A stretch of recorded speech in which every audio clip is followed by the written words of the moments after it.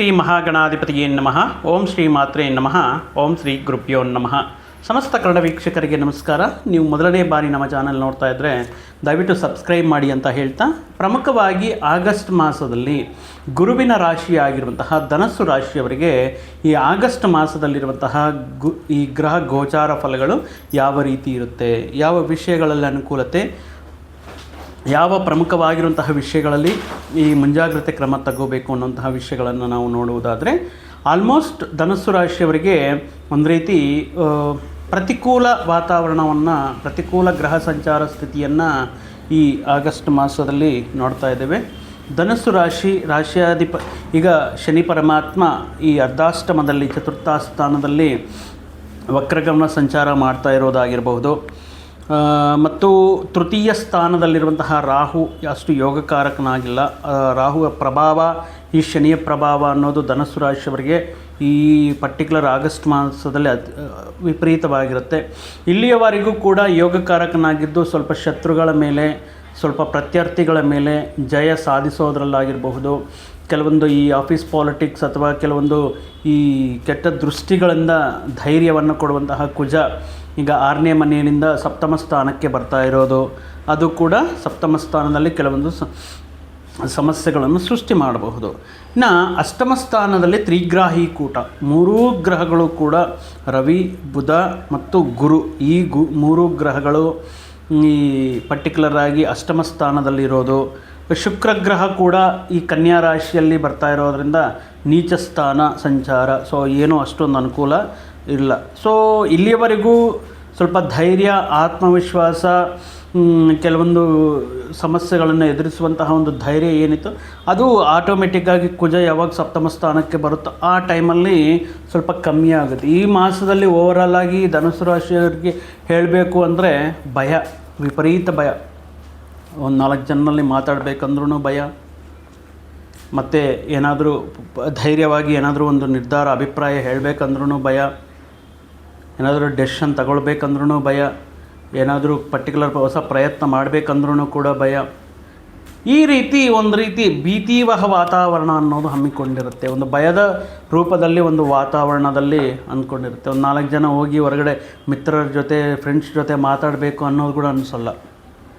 ಎಲ್ಲಿ ಹೋದರೆ ಏನಾಗುತ್ತೋ, ಯಾರು ಏನು ಅವಮಾನಕ್ಕೆ ಈಡಾಗಿಸ್ತಾರೆ. ಯಾಕಂದರೆ ಈ ಪರ್ಟಿಕ್ಯುಲರ್ ಇರುವಂತಹ ಗ್ರಹ ಗೋಚಾರ ಅಷ್ಟಮ ಸ್ಥಾನದಲ್ಲಿ ತ್ರಿಗ್ರಾಹಿ ಕೂಟ, ಈ ರವಿ, ಬುಧ, ಗುರು ಇರೋದರಿಂದ ಆಕಸ್ಮಿಕವಾಗಿ ಯಾವಾಗ ಯಾರು ಏನಂತ ಅಂತಾರೋ ಗೊತ್ತಿಲ್ಲ.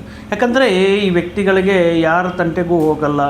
ಆಗಿರುವಂತಹ ಅವಮಾನಗಳಾಗಿರ್ಬೋದು, ಯಾರಾದರೂ ಕೆಲವೊಂದು ವಿಷಯಗಳು ಆಗಿರ್ಬೋದು, ಒಂದು ಸಾರಿ ಮನಸ್ಸಿಗೆ ಪ್ರವೇಶ ಮಾಡಿದ್ರೆ ಆದಷ್ಟು ಬೇಗ ಹೊರಗಡೆ ಹೋಗಲ್ಲ. ಅದರಿಂದ ಚೇತರಿಸ್ಕೊಳ್ಳೋದಕ್ಕೆ ತುಂಬ ಟೈಮ್ ತಗೊಳ್ತಾರೆ. ಸೊ ಆಗಿರೋದ್ರಿಂದ ಒಂದು ಐಸೋಲೇಷನ್ ಕ್ರಿಯೇಟ್ ಮಾಡ್ಕೊಂಡಿರ್ತಾರೆ. ಒಬ್ಬಂಟಿಯಾಗಿ ಯೋಚನೆ ಮಾಡ್ತಾ ಇರ್ತಾರೆ, ಒಬ್ಬಂಟಿಯಾಗಿ ತೀರ್ಮಾನ ಧೈರ್ಯವಾಗಿ ತಗೊಳ್ತಾರ. ಅದರಲ್ಲೂ ಕೂಡ ತಗೊಳ್ಳೋದಕ್ಕೆ ಅಂದರೆ ಒಂದು ರೀತಿ ಇನ್ಫೀರಿಯಾರಿಟಿ ಅನ್ನೋದು ಹಮ್ಮಿಕೊಂಡಿರುತ್ತೆ. ಈಗ ಈ ಆಗಸ್ಟ್ ಮಾಸದಲ್ಲಿ ಏನು ಕೂಡ ಓಪನ್ ಅಪ್ ಆಗಲ್ಲ. ಏನಾದರೂ ಡೆಸಿಷನ್ ಎಸ್ ಆರ್ ನೋ ಅಂತಲೂ ಹೇಳಲ್ಲ, ಸ್ಟಬನ್ನಾಗಿರ್ತಾರೆ.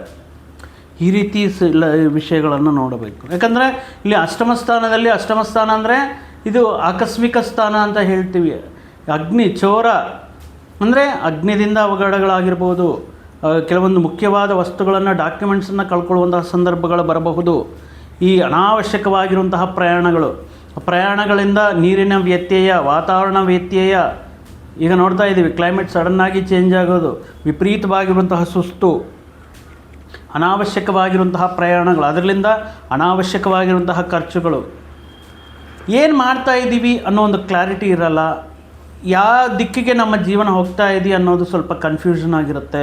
ಈಗ ಇರ್ತಾ ಇರುವಂತಹ ಈ ಗ್ರಹ ಸ್ಥಿತಿ ಧನುರಾಶಿಯವರನ್ನು ನೋಡಿದ್ರೆ, ಷಷ್ಠ ಲಾಭಾಧಿಪತಿ ಅಂದರೆ ಋಣರೋಗ ಶತ್ರುಸ್ಥಾನ ಆಗಿರುವಂತಹ 6ನೇ ಮನೆಗೆ ಏಕಾದಶ ಸ್ಥಾನಕ್ಕೆ ಅಧಿಪತಿಯಾಗಿರುವಂತಹ ಶುಕ್ರ ಪರ್ಟಿಕ್ಯುಲರ್ ಆಗಿ ಈಗ ದಶಮ ಸ್ಥಾನದಲ್ಲಿ, ವೃತ್ತಿ ಉದ್ಯೋಗ ಸ್ಥಾನದಲ್ಲಿ ನೀಚ ಸ್ಥಾನವನ್ನು, ಅಂದರೆ ಕನ್ಯಾ ರಾಶಿ ಆಗುತ್ತೆ.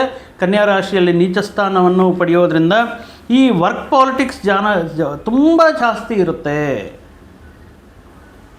ಈ ಇವರ ಅಭಿವೃದ್ಧಿಯನ್ನು, ಇವರಲ್ಲಿರುವಂತಹ ನಾಲೆಡ್ಜನ್ನು ಇದ್ರೂ ಕೂಡ ಅದನ್ನು ಇವರನ್ನು ಹಿಡಿತದಲ್ಲಿ ಇಟ್ಕೋಬೇಕು. ಇನ್ ಕೇಸ್ ನಮಗಿನ್ನ ಮುಂಚೆ ಇವರಿರುವಂತಹ ನಾಲೆಡ್ಜಿಂದ ಎಲ್ಲಿ ಪ್ರಮೋಷನ್ ತಗೊಳ್ತಾರೋ, ಈ ಮೇಲಧಿಕಾರಿಗಳೇ ಇವರನ್ನು ಕೆಲವೊಂದು ವಿಷಯಗಳಲ್ಲಿ ಸೈಡ್ ಮಾಡ್ತಾರೆ. ಯಾರಾದರೂ ಕ್ಲೈಂಟ್ ಕನೆಕ್ಟ್, ಯಾರಾದರೂ ಮುಖ್ಯವಾಗಿರುವಂಥ ವಿಷಯಗಳು ಪ್ರೆಸೆಂಟ್ ಮಾಡುವಾಗ ನೀವು ಸುಮ್ಮನೆ ಕೂತ್ಕೊಳ್ಳಿ ಅಂತ. ಸೊ ಅಲ್ಲಿ ಕೂಡ ಎಲ್ಲಿ ನಾನು ತಪ್ಪು ಹೇಳ್ತೀನೋ, ಎಲ್ಲಿ ಅಂದರೆ ಇವರಿಗೆ ಆ ರೀತಿ ಸಿಚುವೇಶನ್ಸ್ ಅನ್ನೋದು, ಆಫೀಸ್ ಪಾಲಿಟಿಕ್ಸ್ ಅನ್ನೋದು ಇವರ ಅಭಿವೃದ್ಧಿಗೆ ಆತಂಕಗಳು ಸೃಷ್ಟಿಸುವಂಥದ್ದು ಆಗಿರುತ್ತೆ. ಡಿಸಪಾಯಿಂಟ್ಮೆಂಟ್ ಇರುತ್ತೆ. ನಾನು ಇಷ್ಟು ಚೆನ್ನಾಗಿ ಪ್ರಿಪೇರ್ ಆಗಿದ್ದೆ, ಪ್ರೆಸೆಂಟೇಷನ್ ಮಾಡೋಣ ಅಂತ, ಅಥವಾ ಕೆಲವೊಂದು ವಿಷಯಗಳಲ್ಲಿ ಪ್ರಮೋಷನ್ ಬರುತ್ತೆ ಅಥವಾ ಇಂಕ್ರಿಮೆಂಟ್ ಆಗುತ್ತೆ ಅಂತ ಅನ್ನುವಂತಹ ಸಂದರ್ಭಗಳಲ್ಲಿ ಸ್ವಲ್ಪ ನಿರಾಶೆ ಉಂಟಾಗುವಂಥ ಸಾಧ್ಯತೆ ಇರುತ್ತೆ. ಪಾಲಿಟಿಕ್ಸ್ ಜಾಸ್ತಿ ಇರುತ್ತೆ. ಈ ಸಂದರ್ಭದಲ್ಲಿ ಮುಖ್ಯವಾಗಿ ಈ ಧನಸ್ಸು ರಾಶಿಯವರು ಕೆಲವೊಂದು ಹಗರಣಗಳಲ್ಲಿ ಸಿಗಾಕೊಳ್ಳುವಂಥ ಸಾಧ್ಯತೆ ಇರುತ್ತೆ. ನಿಮ್ಮ ಅಭಿವೃದ್ಧಿಯನ್ನು, ನಿಮ್ಮ ಒಳ್ಳೆತನವನ್ನು, ನಿಮ್ಮಲ್ಲಿರುವಂತಹ ಪ್ರಾಮಾಣಿಕತೆಯನ್ನು ಈ ಕೆಲವೊಂದು ಸಂದರ್ಭದಲ್ಲಿ ಕಾನೂನು ಬಾಹಿರ ಚಟುವಟಿಕೆಗಳು, ಅಥವಾ ಅಂದರೆ ಏನಾದರೂ ಬ್ರೈಬ್ ಆಕ್ಸೆಪ್ಟ್ ಮಾಡೋದಾಗಿರ್ಬೋದು, ಏನಾದರೂ ಕೆಲಸ ಮಾಡ್ಕೊಳ್ಳೋದಕ್ಕೆ ಲಂಚ ತಗೊಳ್ತಾ ಇದ್ದಾರೆ, ಬ್ರೈಬ್ ಎಕ್ಸ್ಪೆಕ್ಟ್ ಮಾಡ್ತಾ ಇದ್ದಾರೆ ಅಂತ ಹೇಳಿಬಿಟ್ಟು ಅನಾವಶ್ಯಕವಾಗಿ ನಿಮ್ಮ ಮೇಲೆ ACB ರೈಡ್ ಆಗೋದಾಗಿರ್ಬೋದು. ಈ ರೀತಿ ವಿಷಯಗಳಲ್ಲಿ ನಿಮ್ಮನ್ನು ಸಿಗಾಕ್ಸ್ಕೋಬೇಕು. ಇಷ್ಟು ಒಳ್ಳೆಯ ಹೆಸರು ಪಡೆದಿದ್ದಾರಲ್ಲ ಅನ್ನುವಂಥ ಸಂದರ್ಭಗಳಲ್ಲಿ ಇತ್ತೀಚೆಗೆ ಒಂದು ನ್ಯೂಸ್ ನೋಡಿದೆ. ಇನ್ನೊಂದು ವಾರದಲ್ಲಿ ಪಾಪ ಆ ವ್ಯಕ್ತಿ ತುಂಬ ಪ್ರಾಮಾಣಿಕ, ಒಂದು ವಾರದಲ್ಲಿ ಅವರು ರಿಟೈರ್ ಆಗಬೇಕಾಗಿತ್ತು, ಒಂದೇ ವಾರ.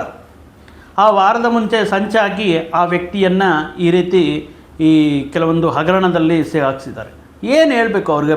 ಬೆನಿಫಿಟ್ಸು ಬರೋಲ್ಲ, ಈ ಎಂಕ್ವೈರಿ ಎಷ್ಟು ದಿನ ಆಗುತ್ತೋ ಗೊತ್ತಿಲ್ಲ, ಒಂದೇ ವಾರ ಈ ರೀತಿ ವಿಷಯಗಳನ್ನೋದು ನಡೆಯೋದಕ್ಕೆ ಚಾನ್ಸ್ ಇರುತ್ತೆ. ಆದ್ದರಿಂದ ಪ್ರತಿಯೊಂದು ವಿಷಯದಲ್ಲಿ ಕೂಡ ತುಂಬ ಜಾಗರೂಕರಾಗಿರಬೇಕಾಗಿರುತ್ತೆ ಈ ಸಂದರ್ಭದಲ್ಲಿ.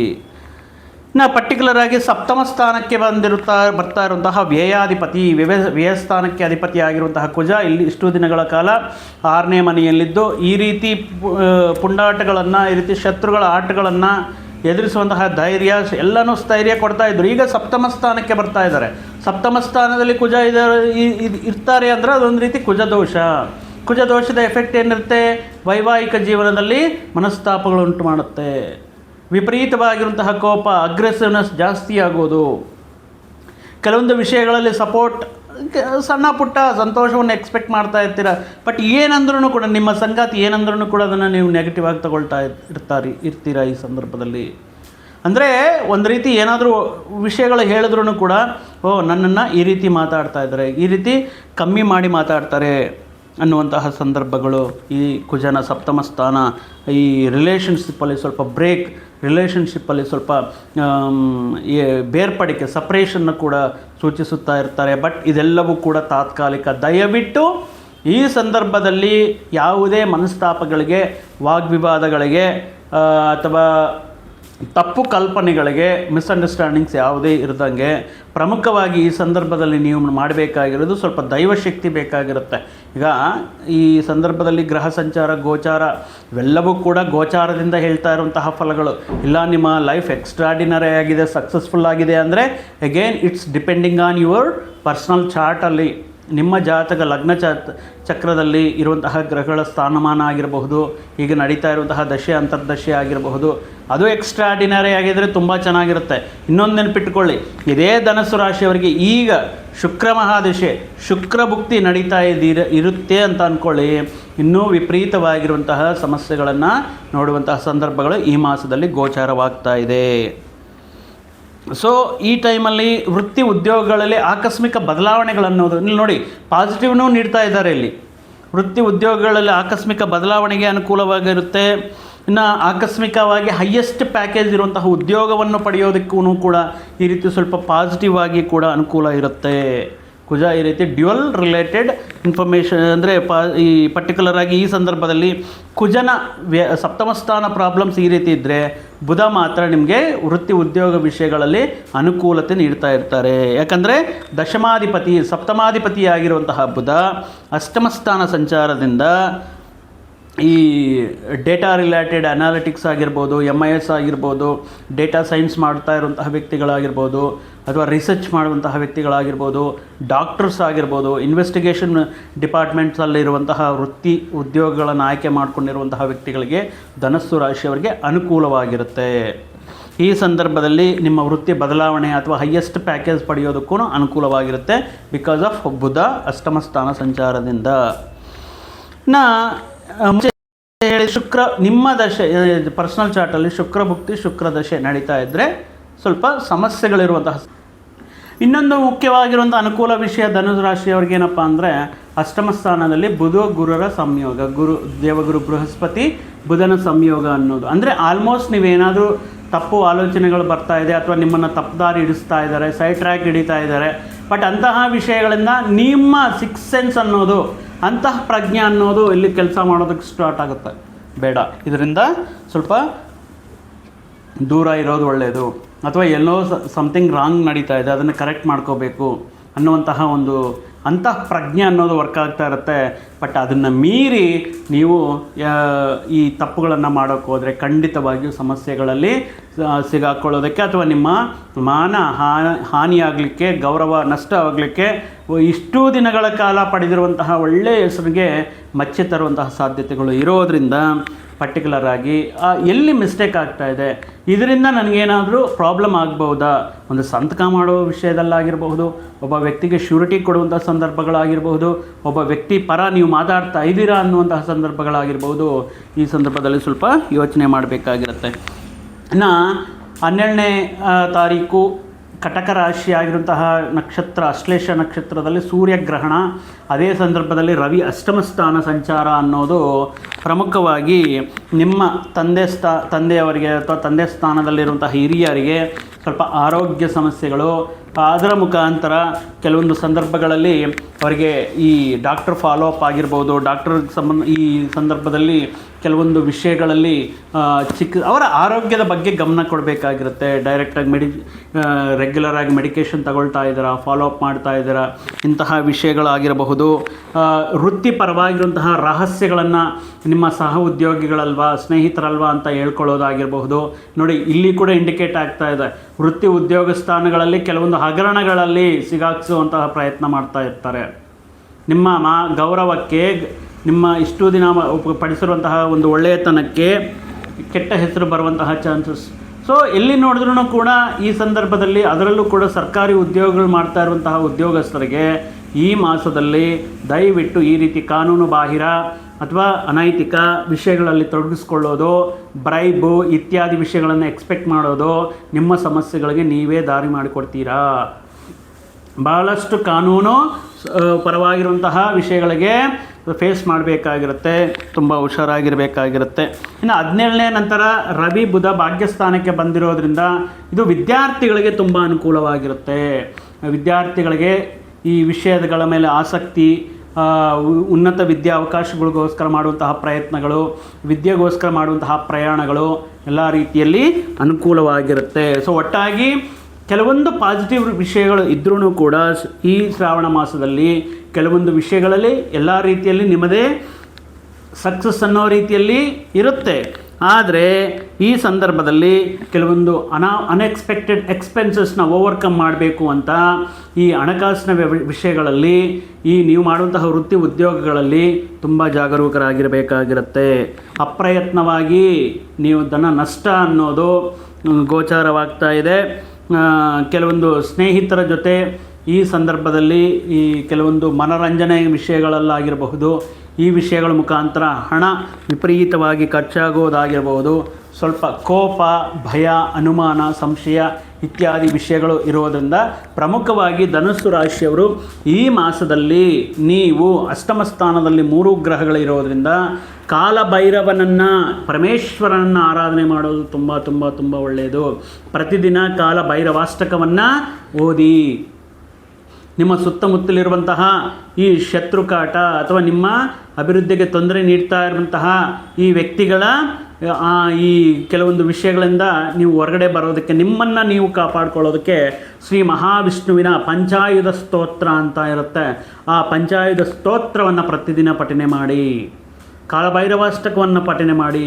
ಅಷ್ಟಮಿ ದಿನದಂದು ಪರಮೇಶ್ವರನಿಗೆ ನೀವು ಹೋಗಿ ಅರ್ಚನೆ, ನೈವೇದ್ಯ, ಅಭಿಷೇಕಗಳ ಮುಖಾಂತರ ಈ ಸಂದರ್ಭದಲ್ಲಿ ಸ್ವಲ್ಪ ಅನುಕೂಲ ಫಲಗಳನ್ನು ಕಾಣಬಹುದು.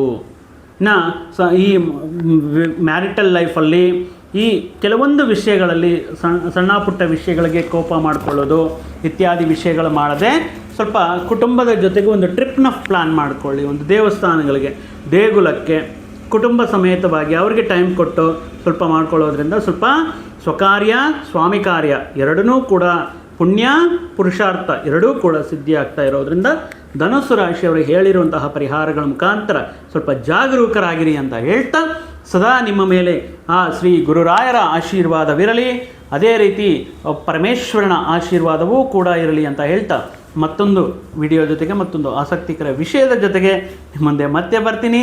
ಅಲ್ಲಿಯವರೆಗೂ ಸರ್ವೇ ಜನಾಂ ಸುಖಿನೋ ಭವಂತು, ಸಮಸ್ತ ಸನ್ಮಂಗಳಾನಿ ಭವಂತು. ಜೈ ಶ್ರೀ